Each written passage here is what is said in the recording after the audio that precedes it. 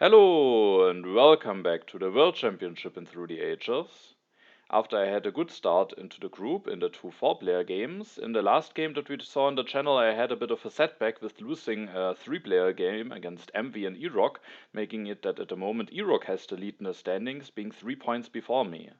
But there will be two more 3-player games played with involving Erock and MV, and also two 2-player games. So there are still some opportunities for me to catch up in points and hopefully take the lead again.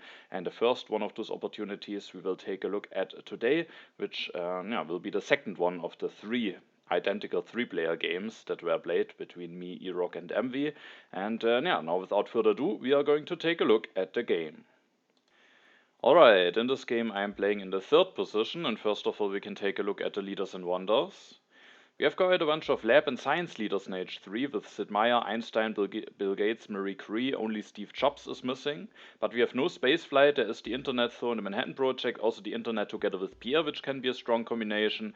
And then we also have two strong theater leaders with Fleming and Chaplin, but no Hollywood, there is the Red Cross. In H2 we have the Ocean Liner Service Maria Theresa, we have the Suez Canal but no James Cook, we have James Watt but no Transcontinental Railroad. We have some culture leaders with Shakespeare, Darwin and Anthony Gaudi, but Bach is missing, we have Newton but no Nobel, and Catherine is the only military action leader. In H1, Jan Žižka is the only military action leader, Barbarossa, Genghis Khan can help with the strength, we have a bunch of colonization leaders with Eleanor, Isabella and Barbarossa, we have both Leonardo and Gutenberg for some lab and printing personology, and Genghis Khan is there as well, potentially together with the Great Wall. In addition to the Great Wall, we also have the Himeji Castle as a strength wonder, we have all of the Happy Face solution wonders in H1, and then there's Universitas but no Silk Road.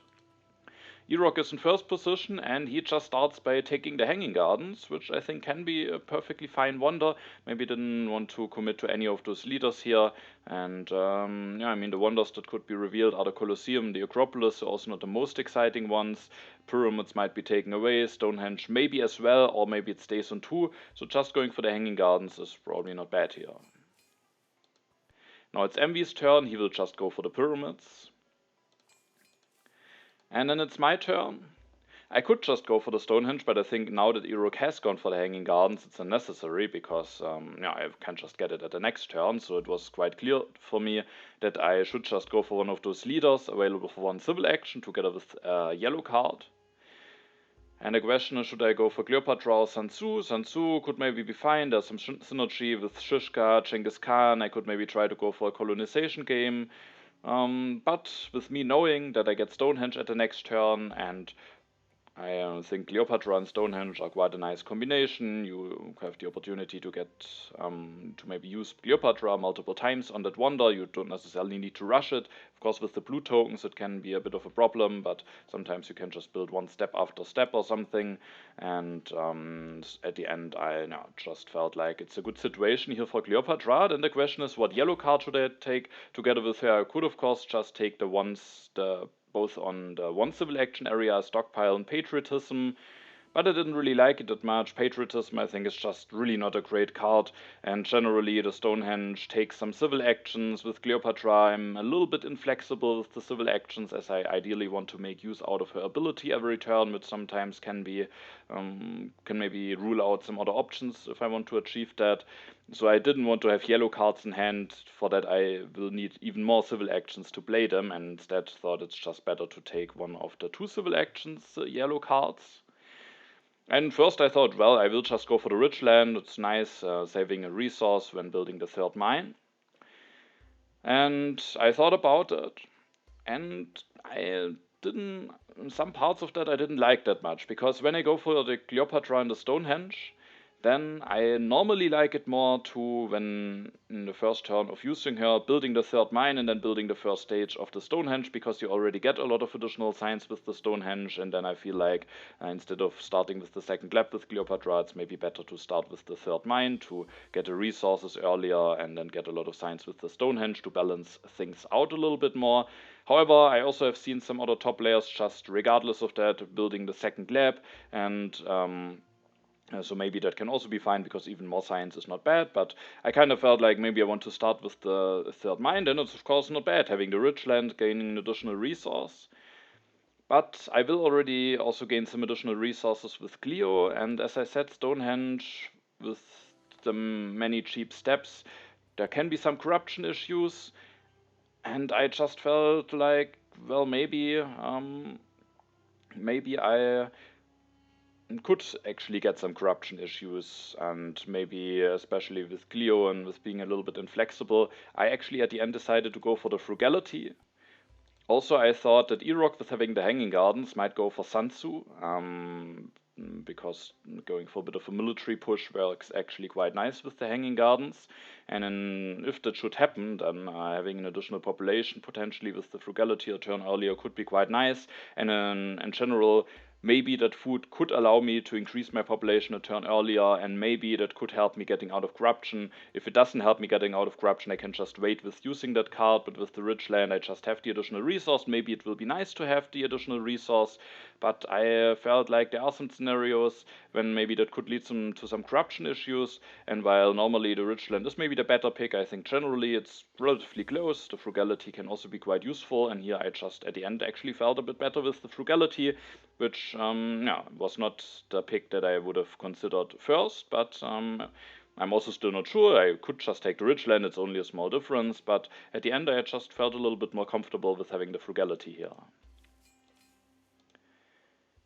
Now it's Irok's turn, and there's a card revealed, one card that drops into the 2 civil action area, and that maybe changes what leader Irok goes for. I'm not sure if Hammurabi would have stayed on 3, maybe he would have still taken him to also deny him from envy, but maybe he also then would have gone for Sansu. But now that Hammurabi is available for 2, I think he just has to go for him, build a mine, increase his population, so I think that this makes sense.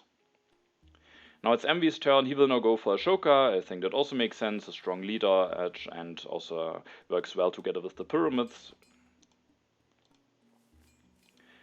Now it's my turn, and I will this turn go for Clio, build the 3rd mine, take the Stonehenge, and there's a first copy of Knights, and with Irok having the Hanging Gardens, maybe he has some potential for a military push, also with Envy having some additional food, but I didn't want to sacrifice any economy here to take Knights for 2 when I don't have a tactic for them yet, so I just went for also a very standard turn, taking the Stonehenge, building the 3rd mine, building a step of the Stonehenge. As said, I could also start with building the 2nd lab and then increase my population, but yeah, I was having already the additional signs from the Stonehenge, like it more to start with the 3rd mine here. I was now interested in seeing what Irok will do. There's a copy of Knights, Masonry, Alchemy, what will he decide to take? And here he really surprised me. First of all, he seeds, so he has maybe drawn a potential useful event. Development of trade routes are revealed. And then he actually goes for Barbarossa. And I think grabbing Barbarossa here, I can actually very much understand, because Barbarossa and Hanging Gardens, I think, is actually quite a strong combination. Maybe even stronger than Barbarossa Colosseum, or I think it is stronger.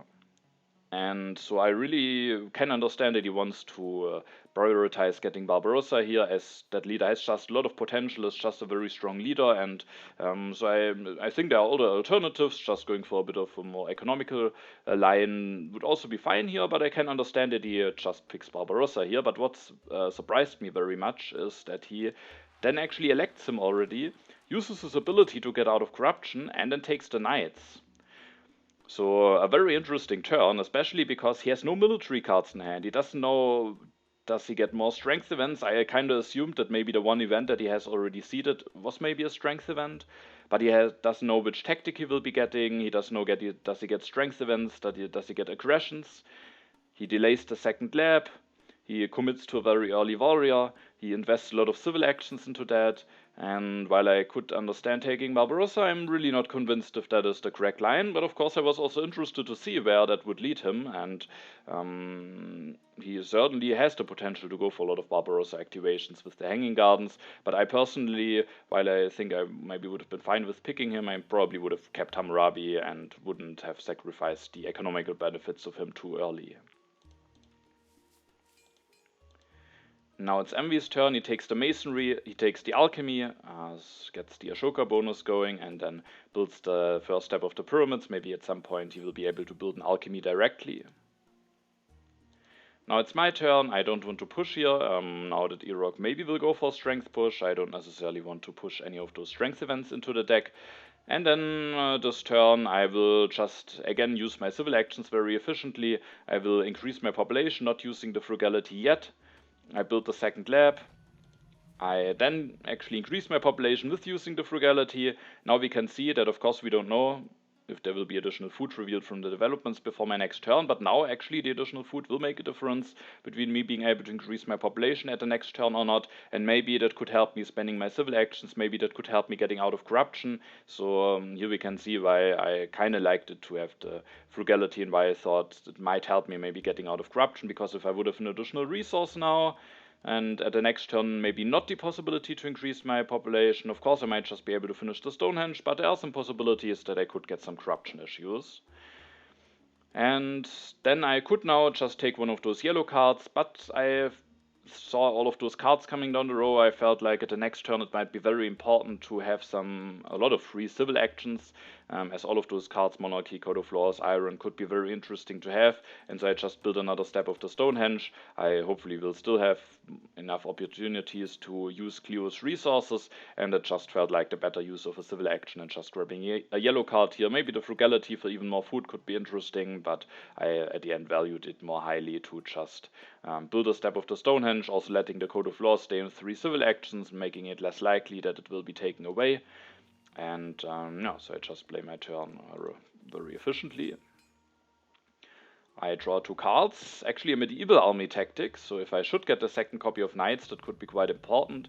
Erock now builds the second lab, increases his population to not have an uprising issue, builds the step of the Hanging Gardens, and then takes the Patriotism, which of course will maybe help him to get more Barbarossa activations. Alright, MV develops the masonry and can use it to finish the pyramids efficiently. He can maybe also build those alchemies for cheaper later on, even though now for the moment he's lacking a little bit of science. And yeah, he still doesn't commit to the second lab yet, maybe still has the hopes of building an alchemy directly at this point, however. He might delay the second lab by quite a bit if he wants to build it alchemy directly. He might need some help from the developments, especially the development of science. So let's see if he patiently waits even longer, or if he will at some point commit to the second lab. Maybe he could have committed, or actually not. Of course, he couldn't commit this turn because he didn't have enough resources. So yeah, and finishing the pyramids makes sense. But maybe at the next turn he maybe will have to build a second lab, because maybe he can't wait for that long. He then reveals the fighting band tactic. It's my turn, and this turn, yeah, it was interesting, because there's this Code of Laws available for a civil action. I thought, with the additional signs of the Stonehenge, I really have to go for that. But then there's also the second copy of Knights on the row. I have a Knights tactic. I don't know if I will get any. Oh, actually, I know that there is the fighting band tactic available, but I know that Erock has quite some military potential. There's Jan Žižka coming down the row, who might be taken by MV, and if I don't take the Knights, then it might be taken together with the Knights. Who knows, maybe MV has also a Knight tactic available. So I felt like if I don't take those Knights, things could get a bit dangerous for me. While if I have the Knights myself, and MV maybe doesn't take Jan Žižka, especially if he maybe stays on 2 civil actions for him, I could actually get quite some strength potential if I have the Knights and maybe get Jan Žižka at the next turn. So the Knights also seemed like a very important technology for me. There's of course also a copy of Iron, and if I don't take it, it could be that both of the Irons are taken away before my next turn. But that one was the least of my priorities out of those 3 things. And the problem is, if I take both the Code of Laws and the Knights, then I can't finish the Stonehenge. I can build a step using Cleo's resource, but then I have corruption. So first I thought, well, okay, I really want to finish the Stonehenge. Do I just finish the Stonehenge and take the Knights? But I can't really pass on that Code of Laws. And at the end I decided that I need both of those cards, and that I am willing to not use Cleopatra for 1 turn in order to secure myself both of those cards. I take and develop the Code of Laws. I think I can't miss out on that economical boost, but I also felt a lot safer with having the Knights available now that I've drawn that medieval army tactic. So I took the Knights. And now we can see that the frugality and the additional food, which will now allow me to increase my population, is actually very relevant, and I can now get out of corruption, and I might have not had this option if I would have taken the rich land earlier on. Yeah, of course it's not ideal, missing out on the ability to use Glio's resource for one turn, but it's also not too bad, and I just felt like I need to secure myself those two cards. I considered just skipping the knights, and then I would be able to get out of corruption and use Glio's resources. But if I finish the Stonehenge, I guess I could just build a step and increase my population, but if I finish the Stonehenge, then it's also not completely clear if I will have another opportunity to use Glio's resource at the next turn. And at the end, I thought it's too important to secure myself the second copy of Knights here. And with me thinking I might have a shot at getting a Shishka at the next turn, I actually kept a Strength event and discarded the Knowledge of the Ancients, as I already have some additional signs from the Stonehenge. Erok Seeds, the development of Warfare is revealed, which he will take, getting yet another warrior, and with finishing the Hanging Gardens, he can make sure that he doesn't have an uprising issue. After that, he then takes the Knights and the Iron and the Rich Land, can maybe get some resource production going at the next turn. Then Shishka stays in 2 civil actions, so I had some hopes that I might be able to get him at the next turn. Envy takes the 3 warrior, has now a fighting band tactic ongoing. Indeed will build a second lab. I think he can't wait until he can build an alchemy directly here. Then he takes the iron, and Jan Shishka has not a full Ashoka bonus, and also I think securing himself Jan Shishka makes sense. He missed out on the knights. There might be quite some military pressure going on, and getting the 3rd military action and the additional strength from Jan Shishka might just be too important for him here, and so he takes him away. Now it is my turn. I have drawn the Open Borders Agreement, and I will offer it to Envy. He will soon get the 3rd military action anyway. Of course, he has Jan Shishka, but with not having knights, his strength potential should not be too high. And I, of course, really didn't want to give Erok the additional military action with having Barbarossa. This turn, I will finish the Stonehenge. It gets me out of corruption. I can use Glio's resources.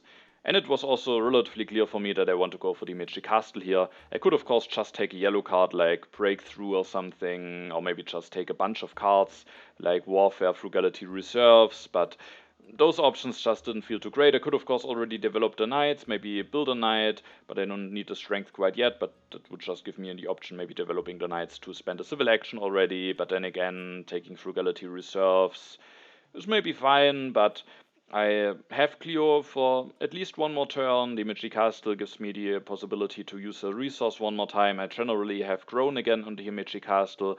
There, with Barbarossa and Shishka, might be some strength push going on. The Himeji Castle might help me, maybe being not behind in strength. And also I was looking at Eleanor, who is coming down the row, and was thinking that with having her, and I thought she is quite a fine leader for me to get here. I have now a 3rd military action because of the Open Borders Agreement. And she is just a nice leader to get late in H1. And then with her also having the additional strength and making sure to not be the weakest, hopefully, could also be quite important. So I take the Himeji Castle here, and with my last civil action, I could potentially already build a step, but then I might not have enough resources to build a second step at the next turn. And so at the end, I took the Frugality, which is a bit interesting because here maybe you could argue that the flexibility of the reserves might be more important, because I don't know when I will be able to increase my population, and next time it might take 2 turns, and then there is a chance that the additional food from the Frugality might just lie around.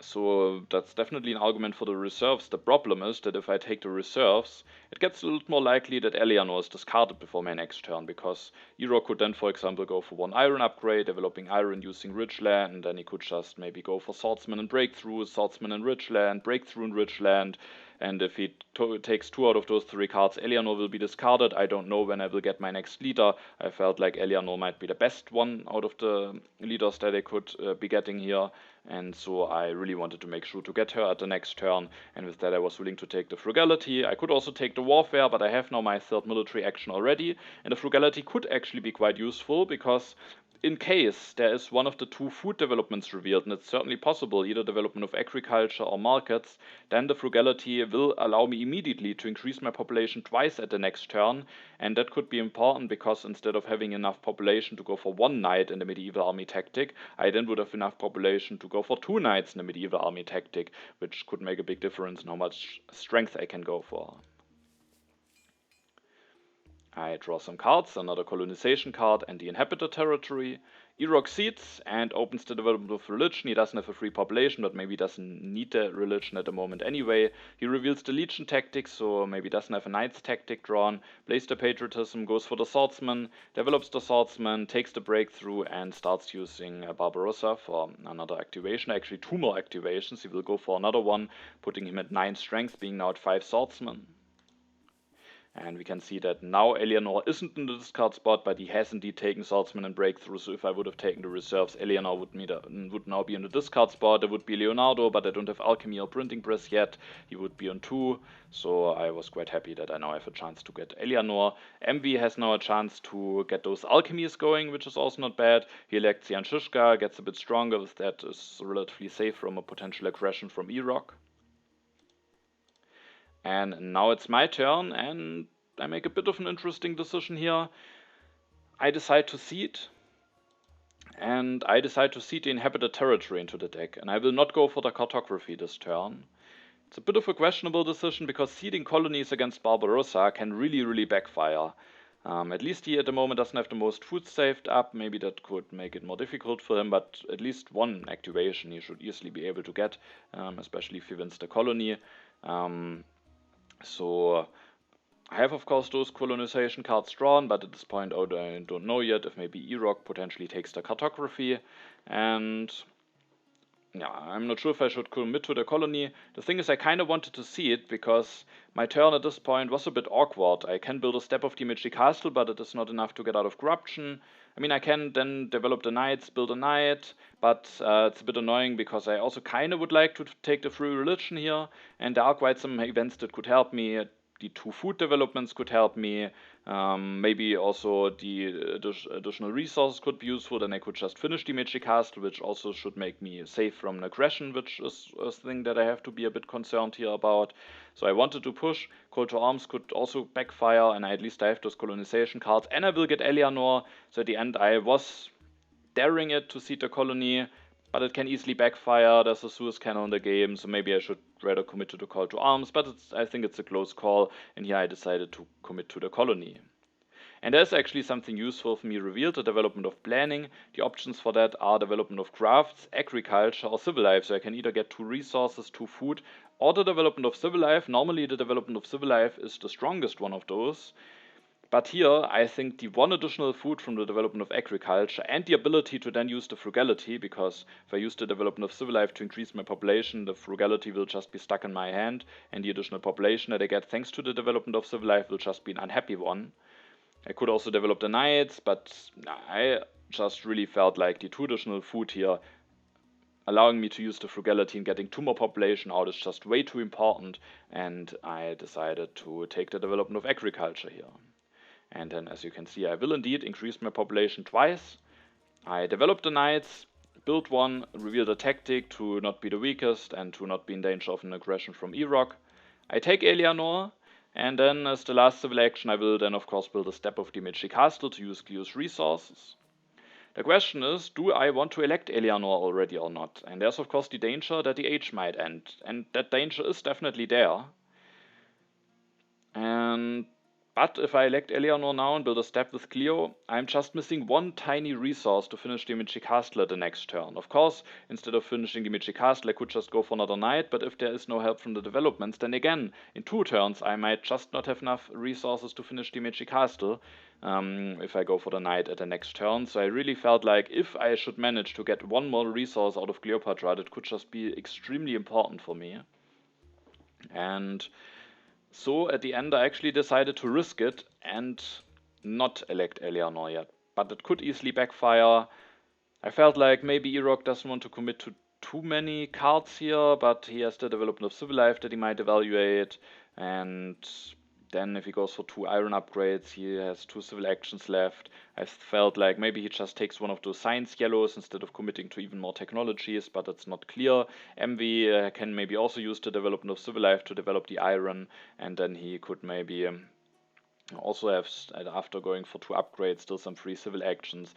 So if both of them take 2 cards that aren't on a non-discard spot, that are on a non-discard spot, then the age would end before my next turn. That is a real danger. Maybe I should just elect Eleanor and not risk losing a civil action, but the rewards in case I get Cleo for another turn could just be also very big. So at the end I decided to take the risk here. I draw 1 card, actually a second copy of the medieval army tactic.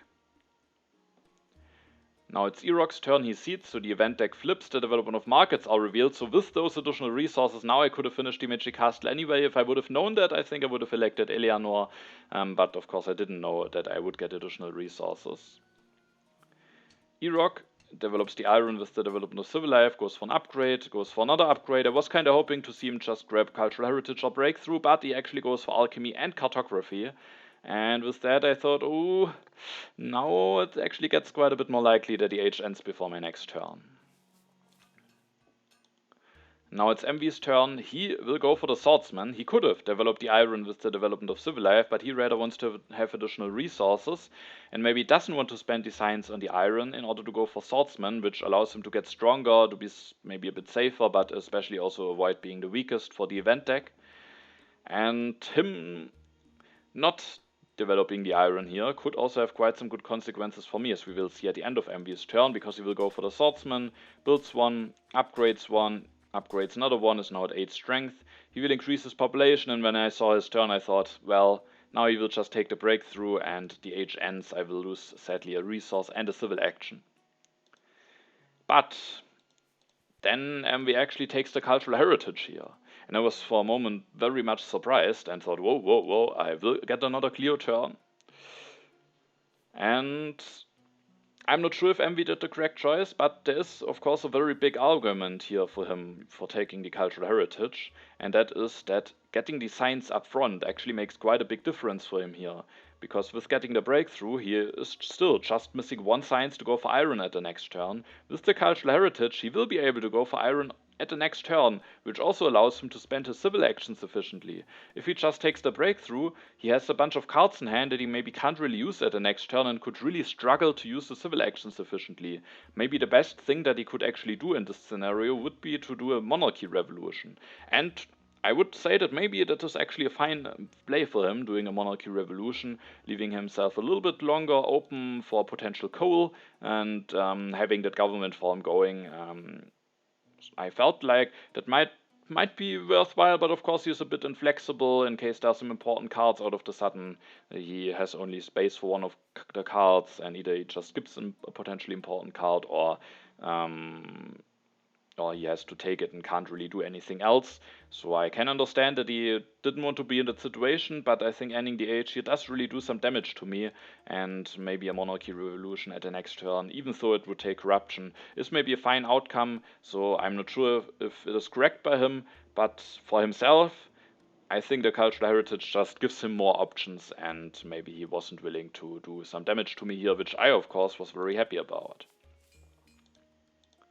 Because for me it really makes a big difference now. I don't push, I'm the weakest at the moment. I will take the 2 additional resources from the development of markets, because the additional food would just be lying around.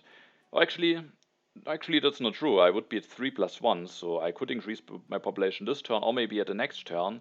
The problem being that that population will be unhappy anyway. Of course, if there's a pestilence or something, or maybe I get hit by the Reign of Terror, because I will actually stay weakest now for at least 1 turn cycle, hopefully not more, not for longer, but I could get hit by an event that costs me a population, then out of the sudden it could be extremely important to take the food here, but the additional resource might also just be very relevant, and so I was fine with not getting another additional population, as likely it might just be an unhappy one for a while anyway.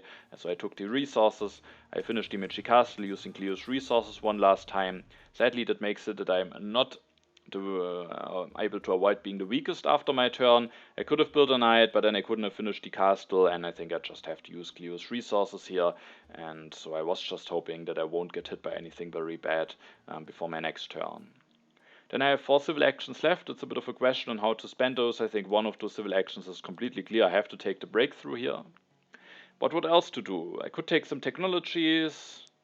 Maybe irrigation could be fine, especially if I get the ocean liner service. Maybe I could take the engineering genius, which could help me building one of those H2 wonders. And maybe that could be fine here. Just taking irrigation and engineering genius, I think, could be a fine line.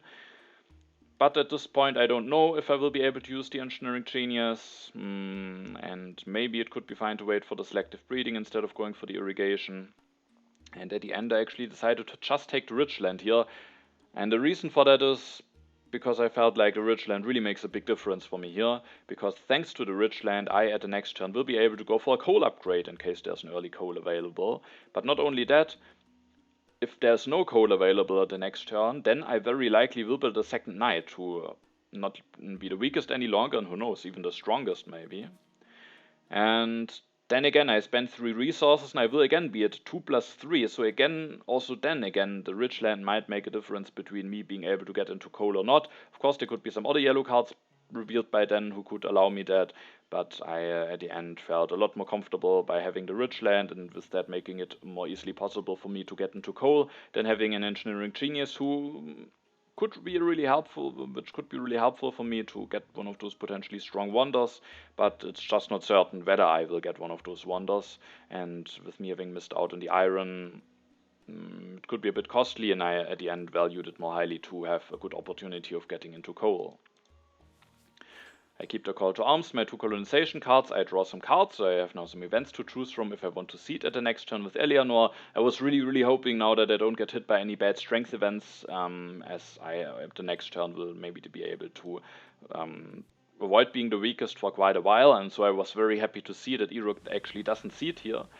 He develops the cartography. I felt somewhat bad now about my decision of putting the inhabited territory into the deck. He goes for the Universitas. I think that makes a lot of sense for him, fixing his science like that. And goes also for the last upgrade. MV seeds, but I was very happy to see that I don't get hit by anything bad. Instead, the historic territory is revealed, which I bid 3 for. I think actually I kind of would like to just pass on it, or I wouldn't really want to win it here, because that would make it that I am probably the weakest for quite a while if I have to send a unit away here. But then again, I also thought with the Suez Canal being in there, Erok should at least be willing to send a swordsman here, especially with maybe being able to rebuild a unit with Barbarossa very efficiently at some point. And so I wanted to make him pay just a little bit more, and if I should win it, at least I can still maybe just pay a warrior under the cards and get it relatively cheaply, and then I might be prepared for a Suez Canal, so it would also not be the worst outcome. But I mainly bid here just to make Erok pay a little bit more, and at least it costs him a card, which maybe could help me winning the inhabited territory.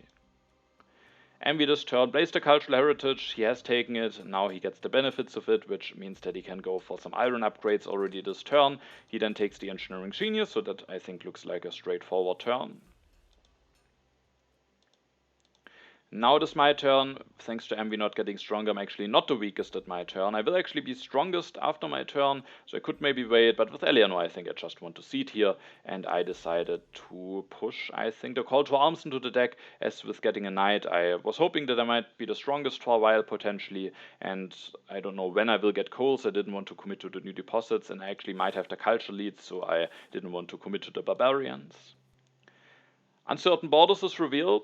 I first of all was happy that I didn't get hit by it when MV seeded. On the other hand, after my turn I actually might have had a chance to win that, so I guess it's a fine timing for me. I could have been worse, could have been better, and Erok is now the benefit of getting this additional yellow token. And I mean, I can be very happy that I don't get hit by it, because if I would have lost the yellow token here, I would have had some immediate uprising issues that would have been quite a disaster for me. And now the same is actually true for MV. He has now the uprising issues, so the event order here definitely being a bit swingy, and while maybe not being completely in my favor, because I could have actually also won it, I think the difference between losing it and just not being part of it and is a lot bigger, or that's a lot bigger difference than not being part of it and winning it, so I was just mainly very happy to not get hit by that event here. I build a knight going up to 12 strength, and then I have 5 civil actions, and I can't spend really any of them on my civilization unless I take one of the 2 technologies that are on the row at the moment and develop them. Or I go for Maria, but she, I think, at the moment isn't the greatest leader for me. So the question is what to do. At the end I just, well, thought I will just take efficient upgrade and breakthrough, making it that I don't have a full hand, but getting 2 relatively strong yellow cards, but I didn't feel too great about this turn, but I also didn't saw a good alternative. I could of course secure myself an organized religion, but I might just be able to get such a card for cheaper, and I think the 3 additional signs from the breakthrough are just more important. Yeah, so I have now the ability to maybe go for some quicker upgrades with the efficient upgrade, get a bit of help for the science with the breakthrough, and at the end it's probably the best I can do with this turn, but of course it's also not ideal spending your whole turn just to take those 2 cards. I have to discard some cards. I want to keep my colonization cards. I decided to keep the new deposits, hoping that I might be able to get into coal soon and that it could give me quite a boost. But I also draw the Cold War, which with me at the moment being at 12 strength could also be quite a nice event to seed. E-Rock seeds now, and the Reds are revealed, which is a fine event for me. And it's actually a bit of a bad one for E-Rock, because he had just enough food to go for 1 more Barbarossa activation, but now he has to wait again. He finishes the Universitas, and maybe because of the Reds, is actually taking the reserves now, which again, if he plays it for food, allows him to go for 1 more Barbarossa activation. Now it's MV's turn. He offers an international trade agreement to E-Rock. Of course, always not great in a 3-player game to see this pact accepted early between your opponents, but I at least have the open borders agreement, so that's fine. And MV gets no additional resources while E-Rock gets additional food. MV has an uprising issue. At least he has some technologies that help him here. Decides to go for the team sports to get some additional strength, not be the weakest any longer, and also be prepared for PR. Now it is my turn. I decide to not commit to the new deposits as there's still no coal on the row, instead seed a Cold War into the deck, gaining some colonies. There's actually another colony revealed, a strategic territory, for which I was willing to bid a knight and 2 cards. Sadly it's not enough and E-Rock is able to win it. At least he sends another colonization card away, which could maybe help me winning the inhabited territory, which is the last event now in the deck. And I think this turn is somewhat clear, because I can't just spend another turn just taking some cards. The Harvard College I think is a bit expensive. I thought about the Harvard College. I thought about taking Harvard College, taking reserves, building a step, being able to finish the Harvard College at the next turn, but it's just a big investment. Maybe it's fine because I don't spend any science in it, meaning I can maybe get into a government form and finish the Harvard College, but there are some other strong wonders, like Ocean Liner Service, Suez Canal. If I maybe still win a colony, I have now some in hand that I could potentially colonize with the Suez Canal, and at the end I rather went for the scientific method here, develop it, and go for an upgrade with the efficient upgrade. That's just a lot cheaper than building the Harvard College resource cost wise. And sadly I miss 1 science now to get into Conmon at the next turn. At least I could get into Republic, but I was willing to pay the science cost here in order to go for the scientific method, especially because, as we saw in the beginning, there's actually quite some lab synergy. We have Newton in H2, we have Bill Gates, Einstein, Sid Meier, Marie Curie in H3, so that also made me feel a lot better about going for a scientific method compared to going for the Harvard College here. I this turn again wanted to keep my colonization cards to maximize my odds for winning the inhabited territory. I kinda maybe would still like to keep the new deposits, as if I put it into when I put it into the event deck after, I hopefully at this point will have some coal mines going, but I wanted to leave the option open to have a colony for the Suez Canal, to go for the Suez Canal, especially because E-Rock has now already 2 colonies. For him the Suez Canal could be extremely strong, and if I maybe could take that wonder away from him, that could actually be quite important, so I at the end decided to keep the vast territory in hand. I then draw some cards, 1 colonization card, so that could be relevant, also another colony and the refugees. E-Rock plays the reserves for food, which immediately allows him to go for another Barbarossa activation. It's now 12 strength, and then he takes the Harvard College. He could go for another warrior upgrade, but that is just a resource that he would then be missing to finish the Harvard College at the next turn. With the Harvard College he will have lots of science income, so that will be strong for him. But at least he has now another wonder and maybe could potentially block himself from a Suez Canal. Now it's MV's turn. He will go for the Ocean Liner Service. I think makes a lot of sense for him, especially because all of us have not taken irrigation, so there is a chance of just being left out on any a solution for getting more population, so I think the ocean liner service in such a scenario being even more important, also with MV having the engineering genius and the masonry, so I think that makes sense, and then he builds the first 2 steps to get out of corruption. Now it's my turn. I seed the refugees into the deck. I didn't want to commit to any of those colonies, with Iraq having the cartography and with not knowing whether I or he will get the Suez Canal. And while the refugees is a bit of a commitment, I also committed to the Cold War already, so I already really want to try to not be the weakest, and with that I was fine to just commit to another strength event. I was happy about my draw with the classic army tactic. I hopefully will be able to go for a decent amount of strength. Both of my opponents have swordsmen, so I should have a decent chance of getting a copy of Rifleman. And then this turn I decided to, after the inhabited territory is revealed, which I was not willing to bid more than 2 units on, because I don't have the best resource income, so sending a whole army felt a bit expensive, and at the end I was happy to see that I win it for just 1 unit, thanks to the 1 colonization card that I had drawn the turn before. And yeah, I will not go for Newton, because I think he will just give me quite a big boost, boosting my science income, giving me additional civil actions, and I could be taken away before my next turn. I just felt like he might potentially be, maybe James Watt of course could also be huge, but I don't know when he will be available, and Newton maybe together with James Watt could just be the leader with the biggest impact for me. So I secured himself here, get the science boost immediately, and the additional science could actually be quite relevant. I will then build a knight to get out of corruption and regain the strength, especially because there's the call to arms coming soon. And then I'm not sure if I play this turn correctly. I generally think I go for the right cards here. I will take the architecture. I develop the architecture, about that we'll have to talk about, but then I go for the organized religion and the conman. I think taking those cards is fine. The organized religion is the last happy face solution. I think I have to secure myself that card. The conman is just extremely strong for me and probably the better solution than the Republic, especially because I will lose the open borders agreement at some point, and both of my opponents also are still waiting for an H2 government form. Of course, Ero can just take the second copy of conman, so I do think I should secure myself those 2 copies. I then don't take the coal. But first of all, I thought that E-Rock at this turn will just go for developing Conmon and finishing Harvard College. I just felt like that's clearly the best turn for him. And then the coal is not in the discard spot, and I also felt like MV will not go for denial, especially with the second copy. So I felt it's unnecessary to take the coal here, and I can just get it for cheaper at the next turn. And the architecture with Newton and with not having upgraded both of my labs, I felt like also it's just an extremely strong card to have. But I think it might be a mistake to develop the architecture here. I think the reason why I did it was because I was afraid of potential Dark Ages.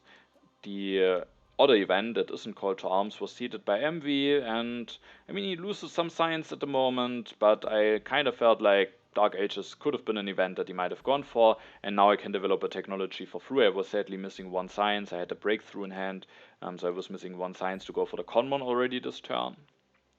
The problem is, I don't first of all know if the Dark Ages are coming. It could just be the case, but it might also not be the case, and if it is not the case, then it's a bit of a commitment, the architecture, that could backfire, because if I don't develop the architecture, I will have 6 science more the next turn, and that would actually be exactly enough to go for both the Conmon and the coal.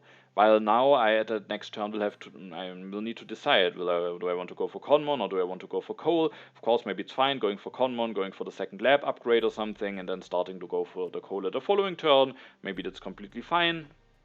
And maybe it's fine playing around Dark Ages, but it could also just be extremely strong being able to do both, going for Conmon and the coal. And I'm not sure if developing the architecture here to lose a little bit less science for the Dark Ages, especially with developing it with the breakthrough, I save myself only the loss of 2 science, and I take a potential opportunity away from me, which would be to go for both Conmon and coal at the next turn. So I think taking the architecture is definitely correct, but maybe I shouldn't develop it. If I don't develop it, I have a full hand, but I can just develop it at the next turn. So yeah, I felt like developing the architecture maybe not the correct choice here. In hindsight, during the game, of course, I felt like I maybe can develop it and potentially lose a bit less science from potential dark ages. E-Rock goes for the Conmon, develops it, finishes the Harvard College, so he does indeed go for the turn that I predicted. Now it's MV's turn, he finishes the Ocean Liner service, this turn goes for the Monarchy. Could be an indicator that the Dark Ages are coming, which would be a bit bad, because E-Rock, I mean, has also just spent all of his science, at least he has that much production and he would still lose a bit of science, but Dark Ages would be quite bad for me at this point. MV then upgrades the mine, goes for another Swordsman, making him the strongest, takes the Anthony Gaudi and the Journalism.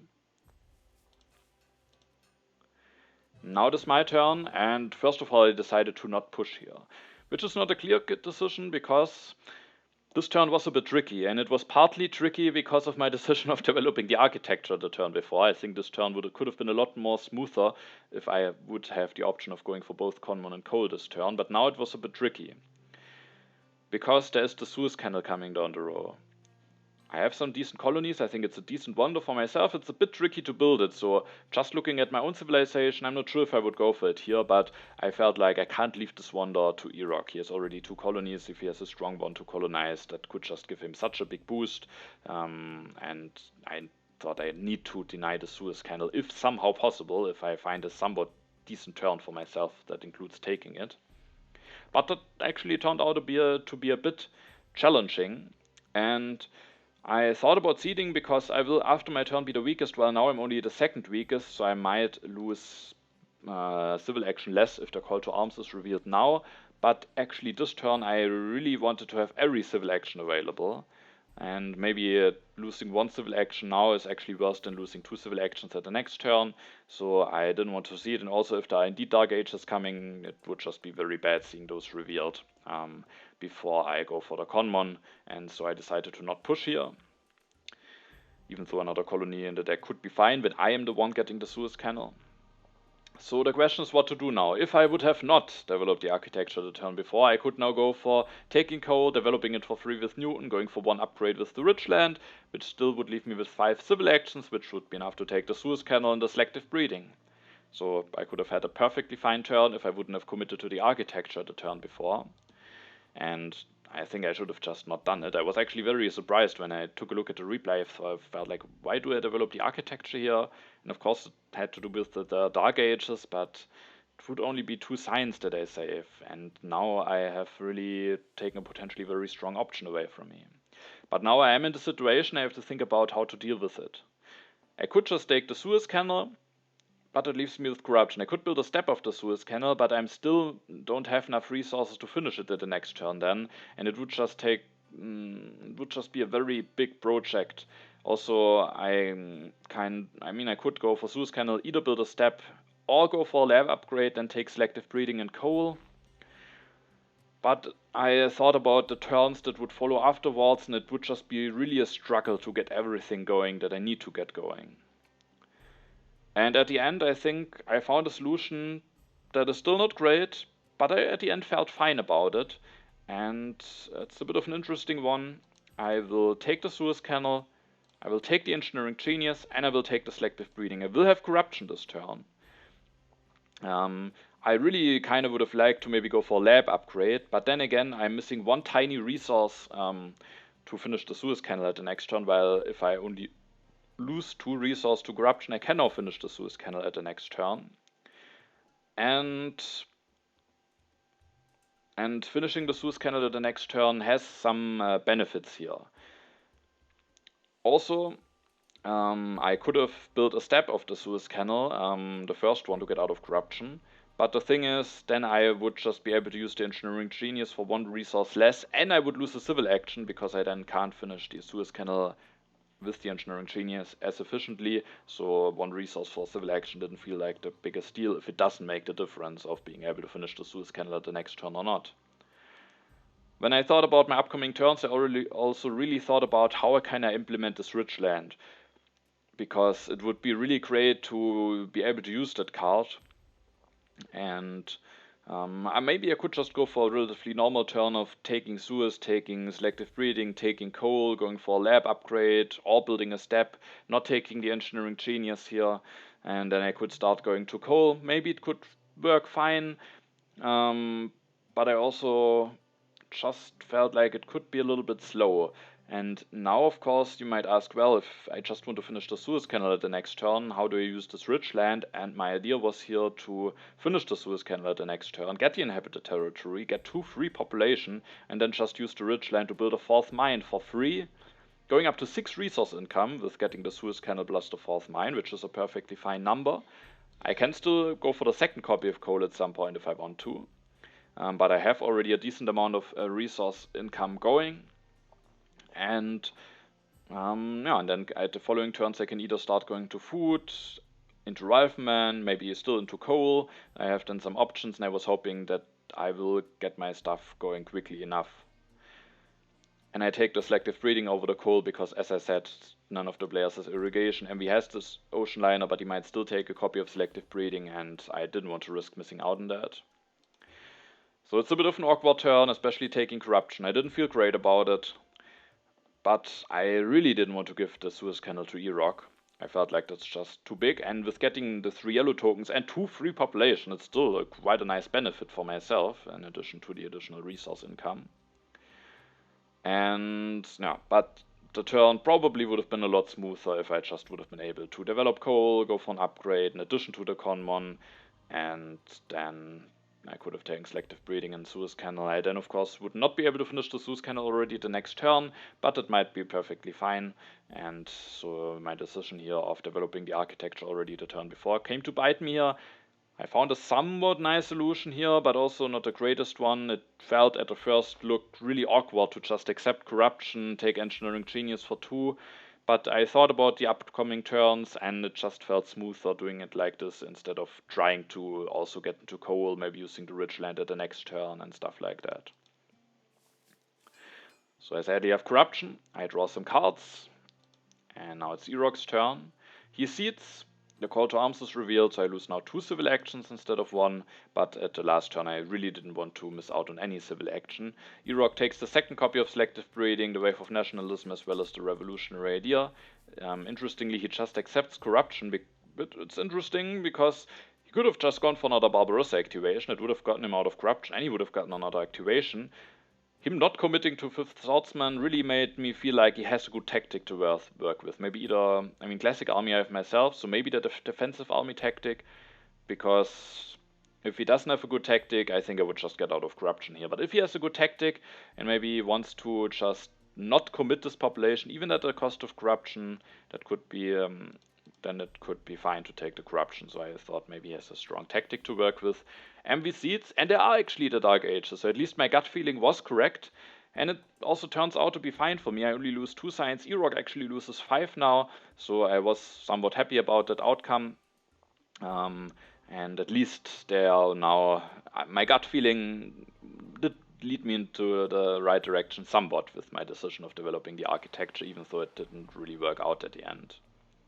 MV this turn replaces Jan Žižka with Antoni Gaudi, develops the journalism, gets really a big culture and science boost going now. Interestingly, goes for the Statue of Liberty in addition to the ocean liner service, but the thing is, with him having missed out on a food solution, the additional yellow tokens from the statue could really help him fixing his famine issues.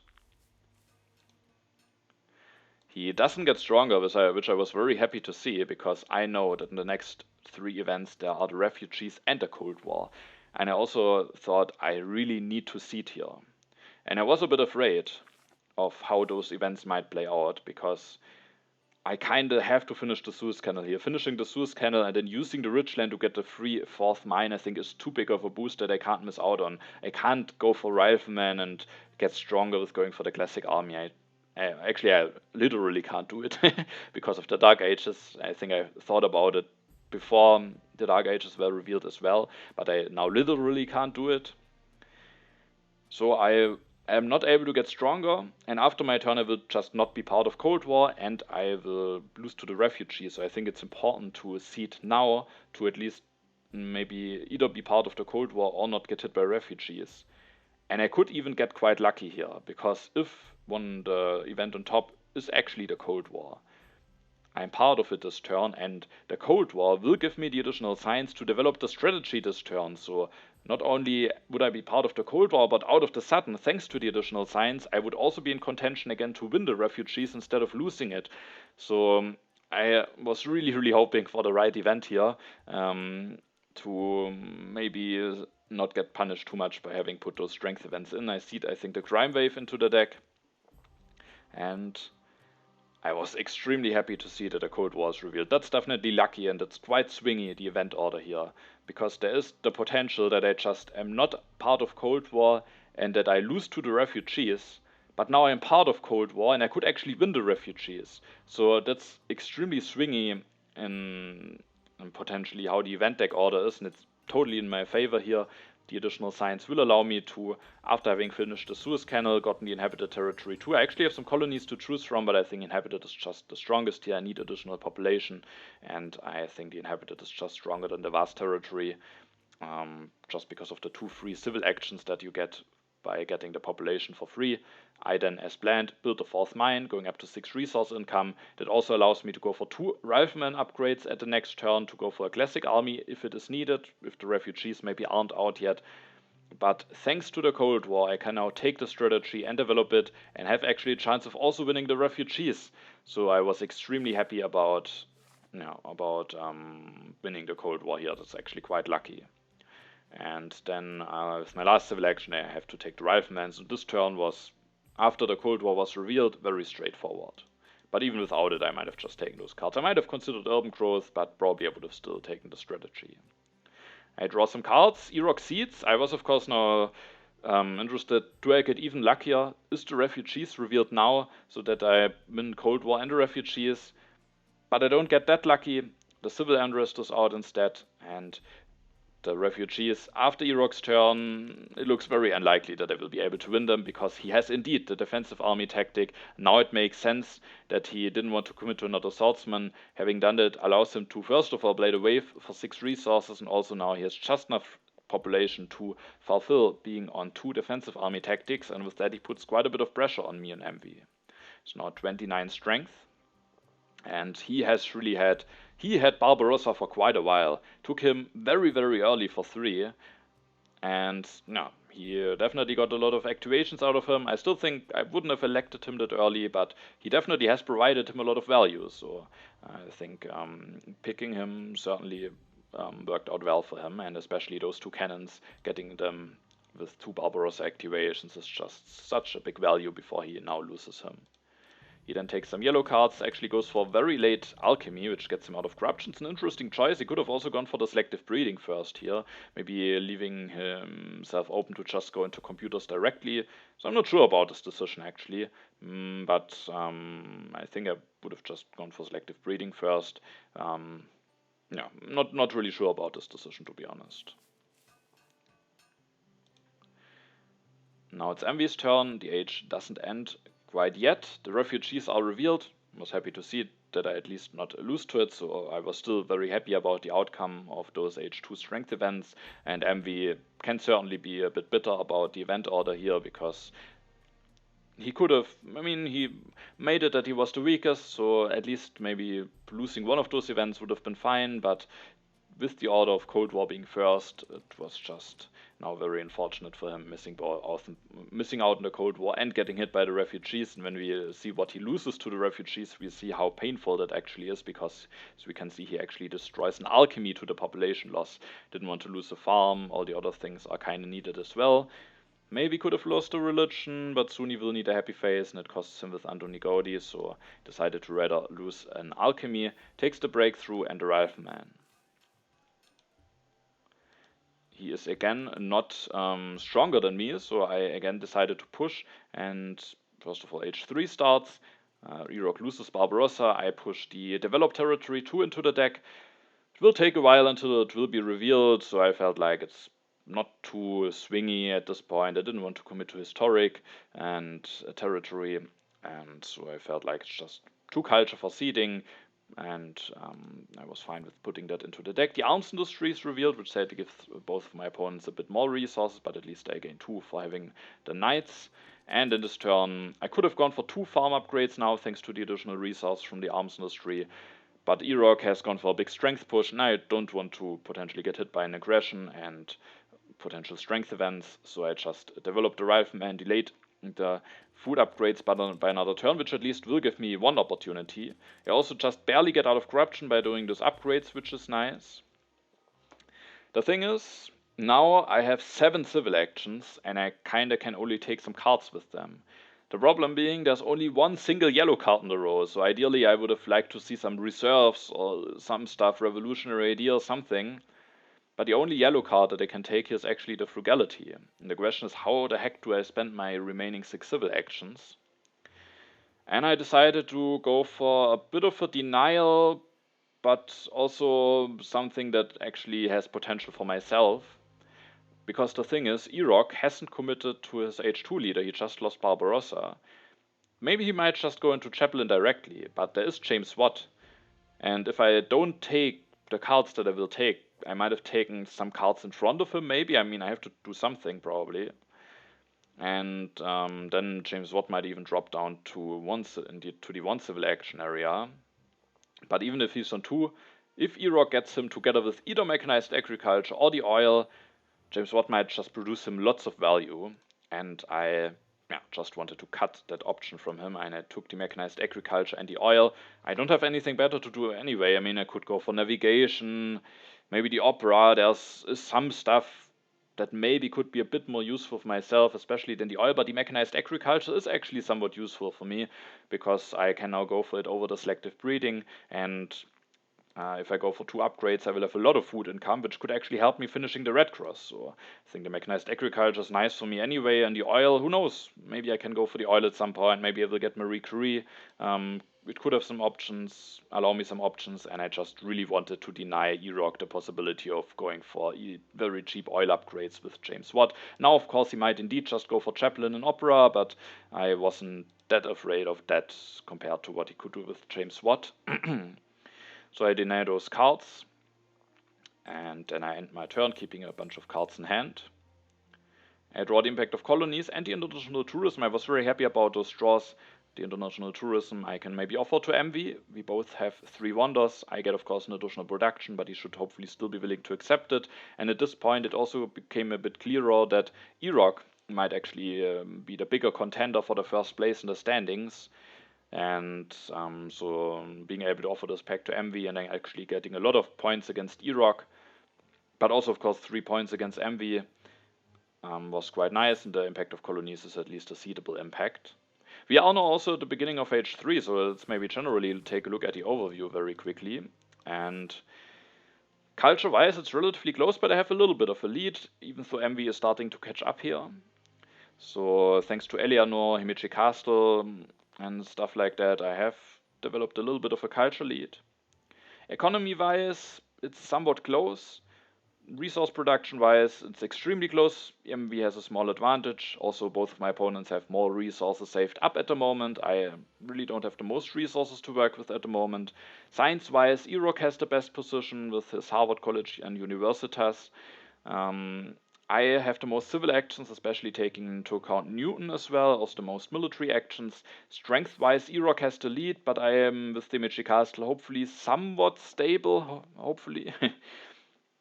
And so I felt I have a decent position.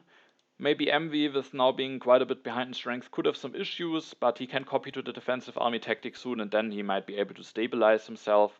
And then with Anthony Gaudi, he might still get into quite a nice position, but I felt he is a bit in a vulnerable spot, and Irok, because of the strength lead, I would definitely value his position over Envy's, especially also with the sign saved up. So I felt like Irok might be in a better position. I also felt like I have a bit of a better position in Envy thanks to being more safe from the military, but overall I felt it's relatively close, and everything is still open for H3.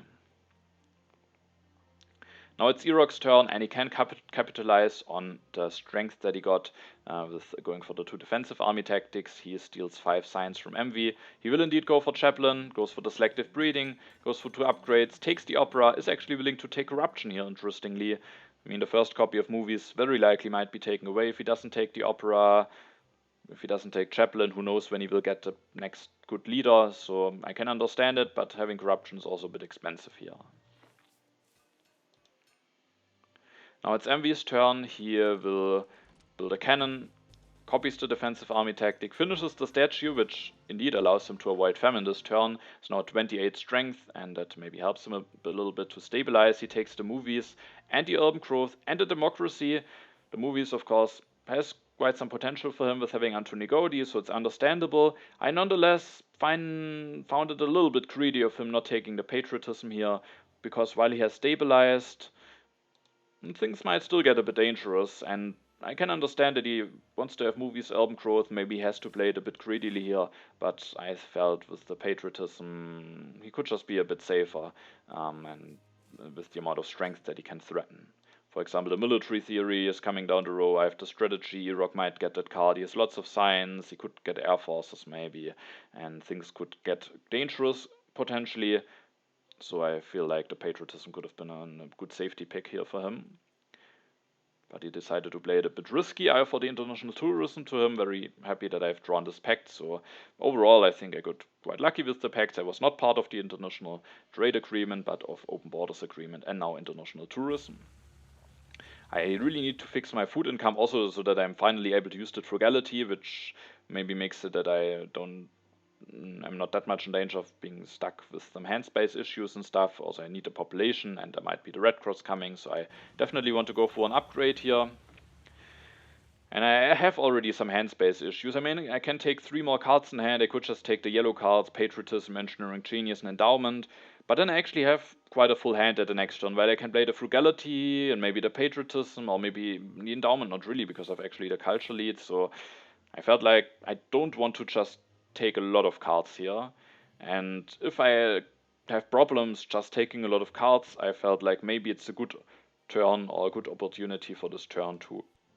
After taking the patriotism myself, which I just felt a lot more comfortable having that in hand, I took the United Nations, which is a fine wonder, 16 points, potentially I can evaluate an impact, and so I felt like that might just be the best thing for me to use my turn. Of course, I am now not longer prepared to go for the Red Cross, but I just have a wonder, and on the next upcoming turns I can just focus on doing some other stuff and hopefully will be able to finish it at the end. I draw some cards, some more impacts that are seedable, colonization cards, so a fine draw.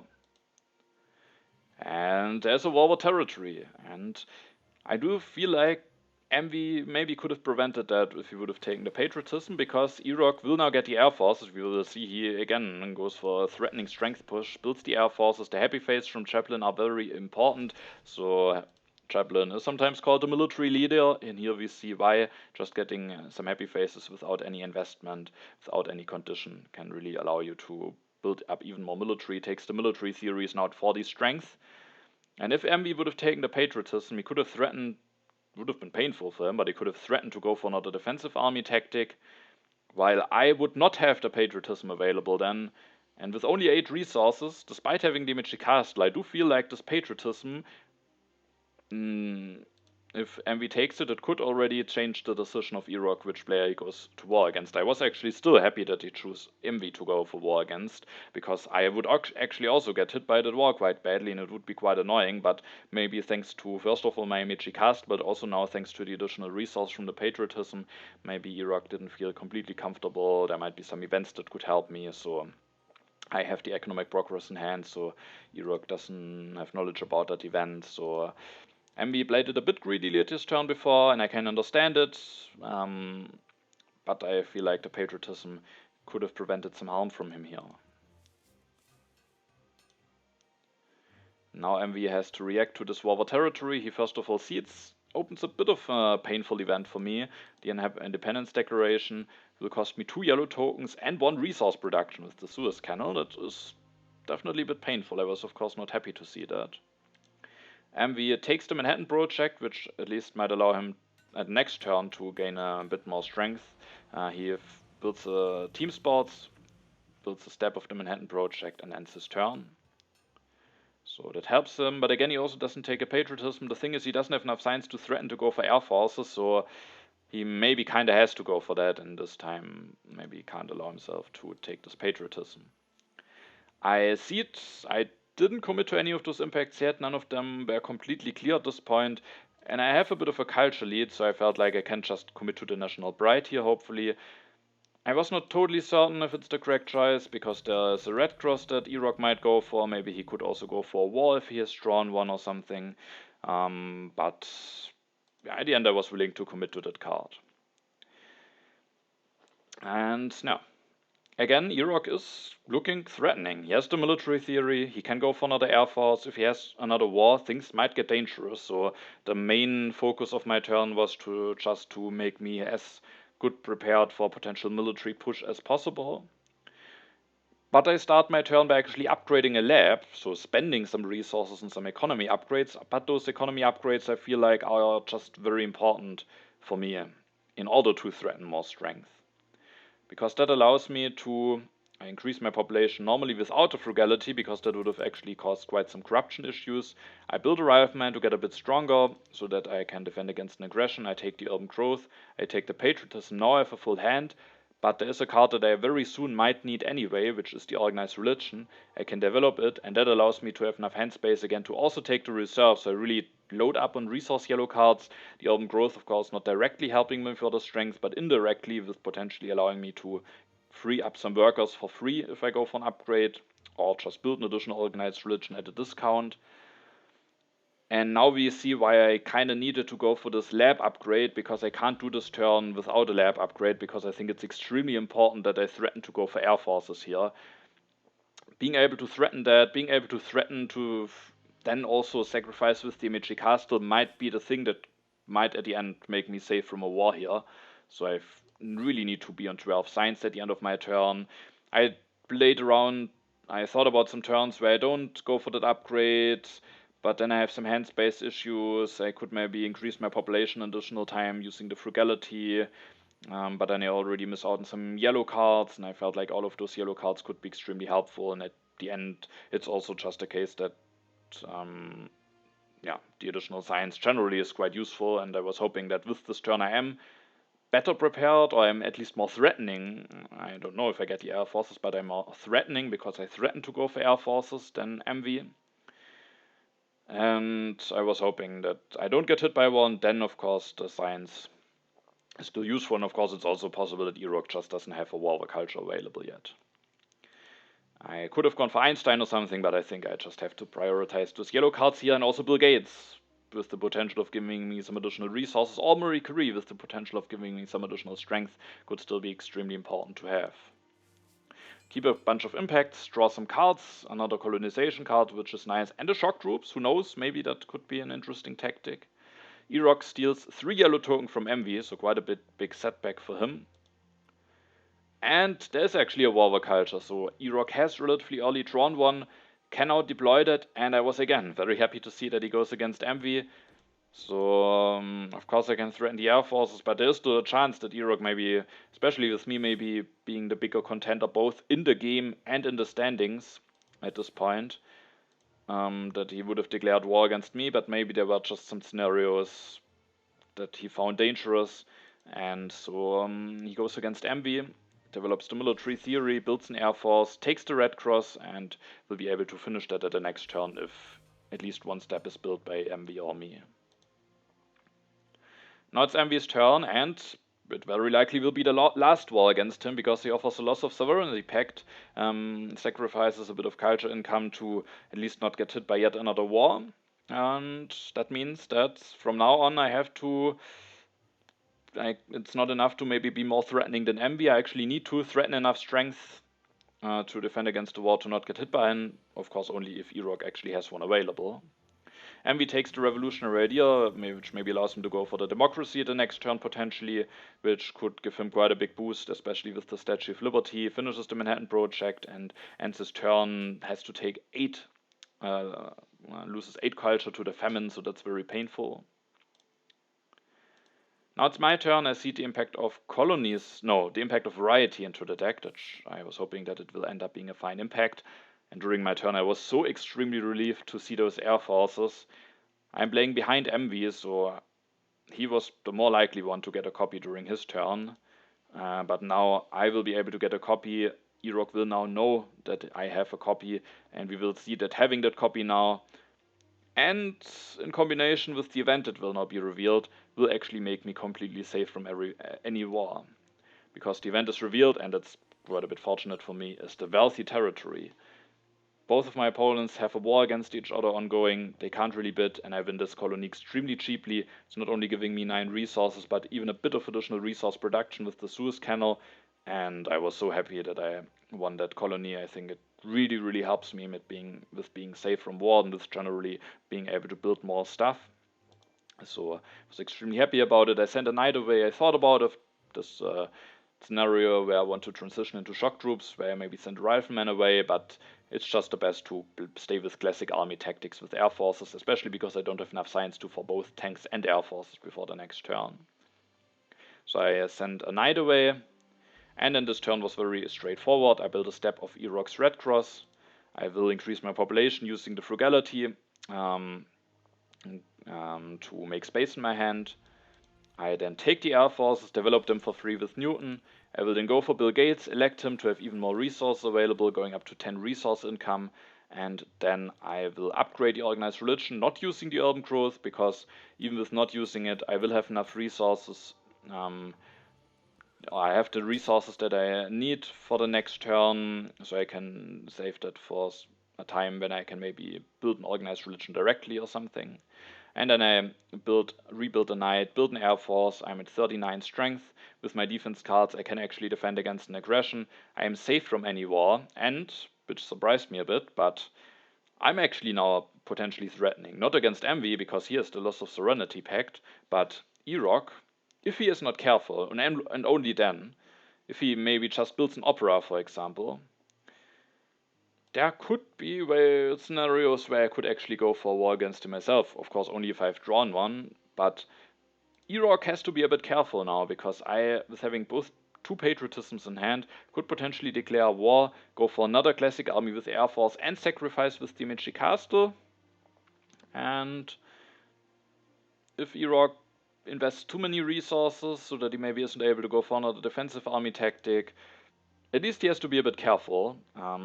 But I didn't really expect, even if I draw a war, that I will be able to pull one off. But I am actually now that threatening that Iraq maybe has to at least be aware of it.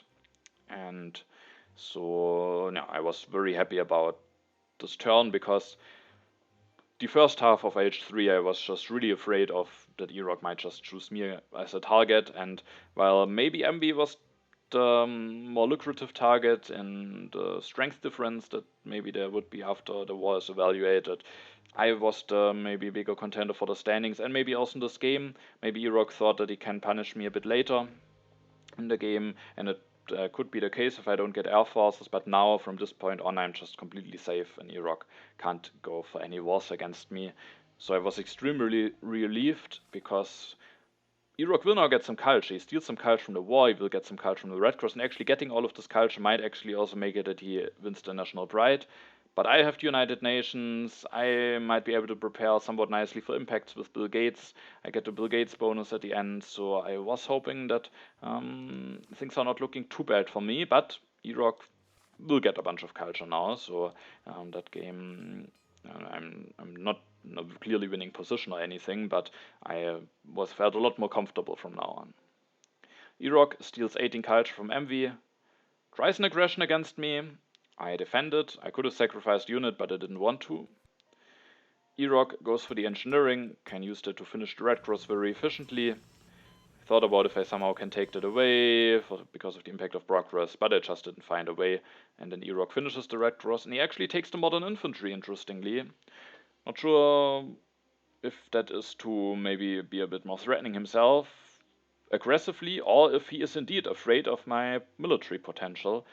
Maybe I, for example, could prolong the game, and maybe Iraq felt uncomfortable with not having the modern infantry, but it is costly. It could take some yellow cards here, so play the revolutionary idea, use the urban growth for another lab upgrade. So interesting that he pays 3 civil actions here for the modern infantry. And I actually haven't drawn a war, so I couldn't punish him here, but of course Iraq doesn't know that. Envy, thanks to playing the revolutionary idea, can now go for the democracy, which puts him actually at 14 culture income. He builds 2 farms to not have any famine any longer, and takes those 2 copies of reserves. Now it is my turn. I continue with putting some impacts into the deck. I seed the impact of colonies now that I've won the wealthy territory too. That's again a seedable impact. And the Ravages of Time are revealed. Losing the Happy Face from the Stone Age is actually a little bit annoying, but it should also not be too bad, and at least I gained some additional culture already this turn. I now have an unhappy worker when I increase my population, and it actually makes it that I have to play the reserves to increase my population again and build an air force. Building an air force is something that I really wanted to do here, because now if I sacrifice an air force with the Himeji Castle, I'm at 52, and even with having thrown all of my defense cards away, I can for certain defend against an aggression from Iraq, and yeah, I just wanted to be able to do that. Also, it makes it that I'm not the weakest any longer. And then with the remaining civil actions, I use the urban growth to build an organized religion. I'm safe from any happy face related events. I already this turn get yet another cultural production going. And with the last 3 civil actions, I will take the efficient upgrade and the reserve, just gaining as many resources as possible. And the efficient upgrade I felt could be interesting. First of all, to go for a second farm upgrade, or maybe going for computer upgrades. There is that one copy of computers. I felt like if I'm able to go for that, that could still be quite nice, and could actually make it that I can make the impact of balance quite big, but even without getting the computers, I can maybe build a third lab, and if I then also upgrade my farm, I can get quite some nice value out of the impact of balance that I have in hand. Also, with having all of those yellows, I am again totally safe, and I actually have a war myself, so again, if Iraq isn't careful at all, I could potentially punish him. Iraq seeds. The freedom of movement is revealed, so no national pride yet. Iraq is actually maybe a bit of riot. We can see that he moves a philosophy to cannons, getting a third cannon here, develops the opera, develops the civil service. At least I have the impact of progress in hand, so I don't have to be afraid of that impact. He builds an opera this turn, goes up to 12 culture income and takes the revolutionary idea. And with having moved work into cannons, he has now enough resource to build an air force and 2 swordsmen, and with that he is safe enough. Envy loses the pyramids to the Ravages of Time. He will put an iron into journalism with the freedom of movement. The age just barely didn't end, which allows him to replace Antoni Gaudi. A bit unfortunate for him that Pierre is that late. It's not too bad that he is that late, because Antoni Gaudi did provide him a lot of value, so the culture income wouldn't have been a lot bigger with Pierre. But it would have been maybe better for Envy if Pierre would be available for a bit cheaper civil action wise. But still, he can develop the movies with the Antoni Gaudi discount. Go for Pierre, build a movie going up to 22 culture income here, and it takes the professional sports. Interestingly, at the beginning of his turn, he did not cancel the loss of sovereignty pact yet, which is understandable, of course. I mean, it would be too risky. I was just thinking for a moment that maybe if it's looking a little bit desperate, and I mean, he gets lots of culture now, so if he gets really some good impacts, he's definitely still in the race, and with that, it's definitely the correct decision to not cancel the pact. But depending on how desperate it looks for him, maybe he even needs to take the risk and sacrifice or get you 2 additional culture, but he might also be in danger of an aggression, and I could just punish him here with a war. I had a lot of draws, so I think it's definitely the correct choice here to keep the pact. Now it is my turn, H4 starts. I see the impact of balance. I for a moment thought about if I somehow can evaluate this turn with the United Nations, but it just doesn't really work that well, so I ceded. The developed territory is revealed, which I bid for, but I don't have any defense cards left, so I'm not able to win it. At least MV wins it, so here's the one getting 3 additional points for the impact of colonies. And then this turn, I used the freedom of movement to put a rifleman into scientific method. The thing is, Iraq, with moving a work into cannons, again got a little bit stronger, meaning that with the strength that I had when I still had the rifleman, I would not be safe from an aggression. But what I can do is putting the rifleman into scientific method and then actually rebuilding a military unit, but not a rifleman, instead another air force, and the 2 additional strength will again make me safe. I can use both of my patriotisms to build the air force, as I probably do not plan to build any more military units, just using all of the resources out of those yellow cards for that. And with that I'm at 46, with sacrificing at 54, and that even with no defense cards is enough to not get hit, or to be able to defend against an aggression. I can even keep one card, which is important, so that I can potentially defend against an aggression and keep one impact at least in hand. And then I have 4 civil actions left, and after making myself safe, I thought about if maybe I don't need to be safe, maybe because that would have, for example, allowed me to go for another computer upgrade already this turn, but I wanted to be safe from an aggression, as I overall felt still quite happy about my position, especially with having that big impact of balance coming. And so I go for computer upgrades, and my plan for the next turn was just to go for farm upgrade, and also probably to build another organized religion, which then would allow me to maybe go for a decent impact of happiness. The other 2 impacts probably will not really be worth it. Maybe the impact of technology potentially. If the rockets are left for me, I can go for both oil and rockets. I also can go for the democracy, so with going for those upgrades, I have enough science to potentially go for something interesting. I thought about denying the movies from Iraq. That could give him a culture boost with Chaplin, but then I realized that with the Harvard College, Iraq can actually take this revolutionary idea, play both revolutionary ideas, and go for the democracy, which might be better for him anyway than going for the movies. So I didn't see a reason to hate draft the movies here. Now it's Iraq's turn. He seats. The national bride is revealed. Sadly, he is the one benefiting from it. He plays the revolutionary idea. Indeed, plays the next revolutionary idea, goes for the democracy, destroys the cannons, builds an opera, builds another opera, going up to 21 culture income. And now it's the time for MV to cancel this pact to get the additional culture. An important thing to not forget about that. It's an easy thing to miss canceling a pact, but it just gives him 2 additional culture, so he should definitely do it. He then takes the multimedia, develops it, goes for an upgrade, goes for another upgrade, builds a religion, and just gets a lot of culture income going. Takes the rockets, so sadly I can't go for 2 technologies. Now it's my turn, and I decided to just go for the impact of happiness here, so I will seed it into the deck. The event revealed is the impact of variety. I wouldn't have improved that impact anyway, so it's fine that it is revealed. Sadly, Urok even gets a little bit of additional points out of that. And I mean, he got a national bride, he gets a bit of points from that impact. So we'll see that at the end of the turn, he will actually go into the final standings with a little bit of a lead. But let's see first how my turn plays out. I will go for an upgrade to my second farm, preparing for the impact of balance. I play the reserves for resources. First I thought I might just want to destroy some military units. But I thought about the impacts that could happen, and I came to the conclusion my position is looking good. And at the end, with also knowing that I have the impact of tech in hand, so that I don't need to spend a civil action to develop the oil. And with that, I rather wanted to keep all of the units, because one potentially at least decent impact, not very good, but decent impact, especially if I just disband some units, could be the impact of competition.